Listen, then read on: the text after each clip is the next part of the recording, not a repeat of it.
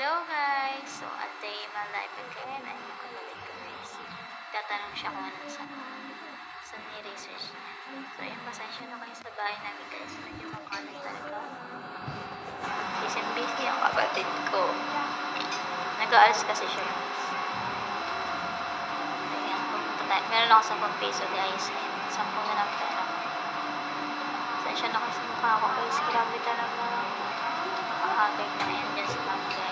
Hindi mo pumbusin tubig dyan. Peace. Tapos, thank you guys. And then, ayan, pasok sa school guys. Natanong ko kung magkano baon niya. Ayan. Mayabang guys, so papakita ko kung magkano baon niya. Siyempre nanghihingi ako guys. Ayaw niya nagalit. Guys, ako bumapin guys.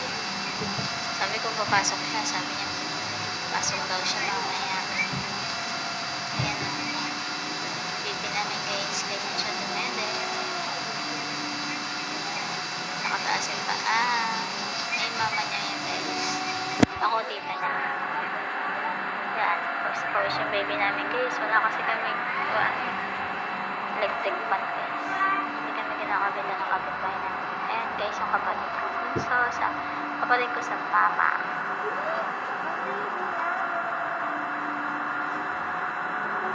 Siya na kasi yung tsura ko. Yung apple ko na naman ang amin. Kapatid ko guys yung sa pagpaglaban. Wala pa. Ano ko sa pagsabagan siya guys. Wala namang galaban ang damit niya kaya kailangan niya maglaba. Yan si mama guys. Yan yung niluto ko guys na ulam namin. Tapos sardinas. Mahal kasi na isda guys. Tapos ang liliit. Gulay na lang, namitas na ako dyan sa bakura na. Kasi nga, sabi ko nga makalat nga yung bahay namin guys. Pasensya niya na naglilinis naman ako. Ayun ako naglalagay na lang sa mito.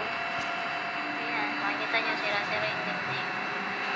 Mas kasi kami dito guys. Natik, tapos pupulik lang ulit kami. Pwede namin sira-sira.